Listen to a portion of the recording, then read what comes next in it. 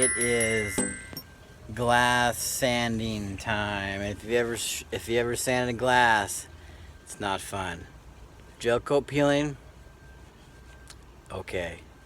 Fairing compound, sanding it, okay. Sanding glass, just to get little things everywhere. So you wear this nice, cool, what I call monkey suit. Little wear monkey suit, the mask. So let's get to sanding and let's see how far I get today. Friends, this side's all sanded. Tomorrow this will be sanded. But anytime you work on a boat, you come with surprises. Surprise number one. Woo! Not good, huh? Luckily this is a water sealed compartment in here. Somebody hit something, some partner's lifetime, and they did a bad repair job. Also, friends, you need to keep going until you get to good glass. So a little tiny hole may turn into a big hole. But it's okay. We'll glass this in, fair it in. Problem number two. Hey look, the boat's peeing. Boat's been peeing for a long time. This is a watertight compartment. Rain gets in up top and it fills this compartment up.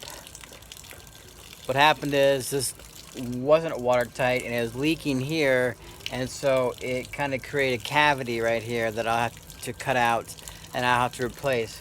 Right now I should just drain water out of this compartment, which is just rainwater, no big deal. I'm going to turn those compartments into storage compartments anyway, so from the top side I'll be able to epoxy them and seal them all in and put a bilge pump in there. No big deal. But for right now, it looks worse than it is. Once again, you find a little hole, open it up, find a bigger hole. I'll show you the other side, friends. So, this side is all sanded. Ugh, let me tell you what. Sanded.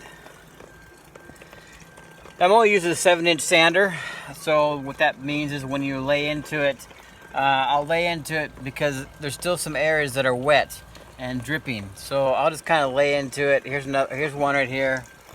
It's kind of I laid into this one to get this blister open. It's no big deal because even though this is going to be wavy, it's going to be 2 layers of 1708 glass in here, and then I'll have to refair the boat anyways. It's the nature of this project. This boat will have to be refaired, all of it, and that's not fun. But ground this down with some 36. So it looks pretty good. Got a few more spots opened up down here. Got some spots I opened up down here. But so far she turned out pretty good. I think I still have some more wet areas that I need to let dry out. But also if they don't dry out, this one's pretty wet. Behind all this, I may have to take the peeler out again and grind off more glass. I have no clue what happened to this boat. She is worse than I had thought. Either it was built from the manufacturing or just poor maintenance.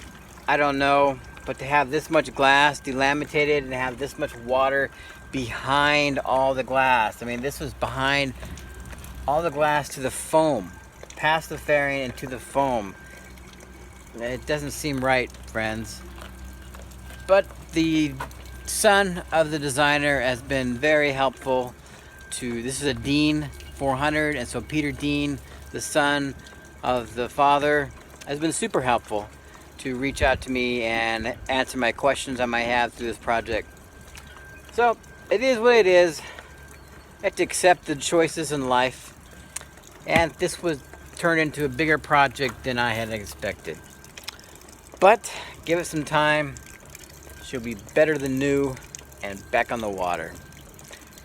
But for now, it is time for dinner. A dinner, shower, and maybe a movie. So I am going to call it quits, and I'll talk to you later, friends. Bye. Woo! Looking good today. Look at the hair. Got a little something right there. Hey, before I get fully into it today, I thought I might show you You know, the gel peel tool in the previous videos I showed you, it's fairly easy to use and does not leave the marks. Because I took the guides off, because I had so much water damage, I had to take out so much glass, I took the guides off. And this leaves this. Now there's other options. I could have left the guides on, do 2 passes, probably wouldn't have been a better job, but it is what it is. So today, nothing beats a trusty sander. Today is getting it like this. So I sand this, yeah, you got a hole there. Gotta sand this, and now gotta sand it all the way down and underneath. Nothing beats sanding. Using some 40 grit sandpaper, it's cutting through pretty well, but you also see that I got a hole here, and also through sanding it still has water behind it. It's still leaking some water, so now the old trusty, I gotta grind this section out and create another hole and patch this hole. Not sure where all the water has come from in this boat. It is kind of a mystery. I've never seen a boat this much water behind the glass. Not just behind one layer of glass, 2 layers of glass, all the way into the foam. And you'll see in this section here, I had to cut out because I had so much water right here, standing water. My guess is it's not the water tanks. Otherwise, if the water tanks, I would have seen water coming out this direction. It's mostly, I would say, from to 1996, and I would say it's mostly from poor maintenance. This boat barely had much anti-foul and even probably a thin layer of barrier coat. So that's what you get. The boat lasted a long time. This boat probably what saved it. It is a foam core boat, so that's probably one thing. You'll see this hole here that I cut open, so I got to replace this one as well. Completely dried out. Luckily the structure of the boat is not damaged. However, it was built. There's no water behind here, and it's pretty solid. Alright, so today, sanding. Alright friends, time to get dirty. Bye. And isn't it cool?